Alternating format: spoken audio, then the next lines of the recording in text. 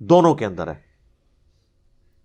ایک جنگ کے دوران حضرت اسامہ ابن زید، یہی لاڈلے صحابی، یہ کہتے ہیں کہ ایک کافر کے ساتھ میری جھڑپ ہو رہی تھی، اور جب اس نے دیکھا کہ وہ میری تلوار کے نیچے آیا ہے تو اس نے فوراً کلمہ پڑھ دیا.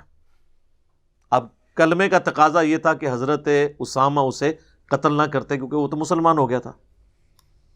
تھوڑی دیر پہلے جو جنگ تھی وہ تو اس وجہ سے تھی کہ اللہ کے لیے، جب اس نے کلمہ ہی پڑھ لیا تو بات ہی ختم ہو گئی.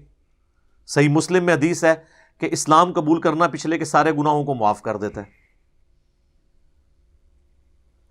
اور اسی کانٹیکس میں مولا علی رضی اللہ تعالیٰ عنہ علیہ السلام کا بھی ایک واقعہ سیرت کی کتابوں میں نقل ہوا ہے. جب ایک کافر ان کی تلوار کے نیچے آیا تو عین اس موقع پہ اس نے آپ کے منہ پہ تھوک دیا، تو آپ اس کے سینے سے نیچے اتر آئے. کہا کہ نہیں، اب میرا غصہ بھی اس میں شامل ہو گیا. کلمہ نہیں پڑھا تھا اس نے، لیکن کہا غصہ شامل ہو گیا ہے. جب اللہ کے ساتھ کسی اور کی نیت ہوگی، یعنی میرے نفس کی، تو اب یہ عمل اللہ کے لیے خاص نہیں رہا. تو وہ آپ کے اخلاق سے اتنا متاثر ہوا کہ اس نے کلمہ ہی پڑھ لیا.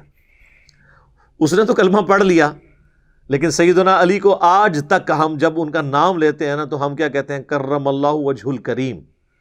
ان کے اس مبارک چہرے پر اللہ کا کرم ہو. یہ اس واقعے کی طرف اشارہ ہوتا ہے کہ جس چہرے پر جب تھوک پڑی تو اللہ کی رضا کی خاطر بجائے یہ کہ غصہ ایڈ ہوتا، ایڈ فیول ٹو فائر ہوتا اتر کے، تو ان کے چہرے کو آج تک سارے مسلمان دنیا کے دعائیں دیتے ہیں کہ کیا چہرہ تھا جی، کہ جس پہ تھوک پڑی ہے تو غصے میں اضافہ نہیں ہوا، غصہ ہی تھوک دیا. اور اس کی برکت سے ایک شخص جہنم کے کنارے پر پہنچ کے جنت میں چلا گیا. اس کی بھی خوش نصیبی دیکھیں. تو یہ بخاری مسلم کے الفاظ ہیں کہ اسامہ ابن زید رضی اللہ تعالیٰ عنہ نے جب اس نے کلمہ پڑھا تو انہوں نے وہی سمجھا جو ہم بھی سمجھتے ہیں کہ یہ ڈر گیا اس لیے کلمہ پڑھ رہا ہے. انہوں نے اس کی گردن کاٹ دی، لیکن بعد میں ضمیر ملامت کر رہا تھا کہ یار مجھ سے لگتا ہے غلط ہو گیا. تو خود ہی جا کے نا ایک دن حضور صلی اللہ علیہ وآلہ وسلم سے عرض کی کہ اے اللہ کے نبی، اس طرح یہ واقعہ ہوا تھا تو میں نے تو اس کو قتل کر دیا.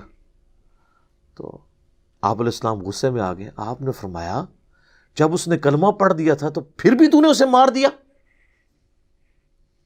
تو انہوں نے عرض کی کہ اللہ کے رسول، اس نے ڈر کے کلمہ پڑھا تھا. ہم بھی ہوتے تو شاید یہی کہتے. اس پہ نبی علیہ السلام نے جو جملہ بولا نا، آپ فرمایا کیا تو نے اس کا دل چیر لیا تھا کہ وہ ڈر کے کلمہ پڑھ رہا ہے یا واقعی اس نے اللہ کو مان لیا ہے؟ اب یہ تو کوئی دنیا کا انسان یہ دعویٰ نہیں کر سکتا نا، فتویٰ تو ظاہر پہ لگتا. نہ اس زمانے میں کوئی بزرگان دین ہوتے تھے کہ وہ کہتے جی ہم تو دل کا حال بھی جان لیتے ہیں. اسی پہ میں کہتا ہوں نا کہ میرے بھائیوں، آپ کہتے ہو کہ بڑے سے بڑا ولی کسی ادنا درجے کے صحابی کی بھی گھوڑے کے ٹاپوں سے اٹھنے والی خاک جو اس گھوڑے کے نتنوں میں بیٹھے، یہ پوری ایک کہانی بنائی ہوئی ہے نا انہوں نے، تو وہ نتنوں میں جو بیٹھتی ہے اس خاک کو بھی کوئی بزرگ نہیں پہنچ سکتا. تو میرے بھائی یہ تو ادنا صحابی ہے ہی نہیں، یہ تو اسامہ ابن زید ہے، اور وہ دل چیر نہیں سک رہا. بابے کہاں سے دل چیر لیتے ہیں؟ کہانی ہے. پھر بھی اگر کسی کی تسلی نہ ہو تو میں اپنی میکینیکل انجینئرنگ کا ایک فارمولہ لکھ کے دیتا ہوں. مرے ہوئے میں سے یا زندہ بابوں میں سے کوئی وہ فارمولہ پڑھ کے مجھے بتا دے، دیکھ کے، دل کا نہیں، دیکھ کے. اور ابھی میں تو یہ کہہ نہیں رہا کہ مجھے سمجھا دے کہ لکھا کیا ہوا ہے. سمجھا تو پڑھ بھی نہیں سکتا، سمجھانا کہاں سے ہے؟ سب کہانیاں. اور اسامہ ابن زید کہتے ہیں کہ نبی علیہ السلام نے جب مجھے ڈانٹا تو آپ نے پھر ساتھ ایک جملہ بار بار ریپیٹ کیا، اسامہ تو کیا کرے گا جب قیامت والے دن وہ شخص اللہ کی بارگاہ میں کلمہ پڑھتا ہوا تیرے خلاف مقدمہ دائر کر دے گا. اسامہ تو کیا کرے گا، اسامہ تو کیا کرے گا، اسامہ تو کیا کرے گا. یہ جملہ آپ اتنی دفعہ ریپیٹ کرتے رہے کہ حضرت اسامہ کہتے ہیں میرے دل میں خواہش ہوئی کہ کاش میں آج سے پہلے کافر ہوتا، آج ہی کلمہ پڑھ کے مسلمان ہوتا، کم از کم میرا یہ گناہ تو دھل جاتا.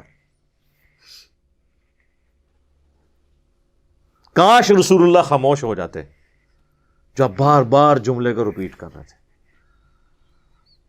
تو یہ اللہ کی حد ٹوٹی نا تو نبی علیہ السلام نے کوئی لحاظ نہیں کیا. صحیح بخاری میں حضرت خالد ابن ولید کے حوالے سے بھی اسی قسم کا ایک واقعہ ملتا ہے. اس میں تو نبی علیہ السلام کے الفاظ ہیں کہ اے اللہ، خالد کے میں اس عمل سے بری ہوں، یہ تیرا اور خالد کا معاملہ ہے، میں نکلا، یعنی میں نے کوئی خالد کی سفارش نہیں کرنی، جو اس نے غلط کام کیا ہے خود تجھے جواب دے ہوگا۔ تو نبی علیہ السلام اللہ کی حدیں جہاں پہ ٹوٹتی تھی کوئی لحاظ نہیں کرتے تھے۔ ایک اور حدیث ہے بخاری اور مسلم دونوں میں، آپ نے اکثر سن رکھی ہوگی،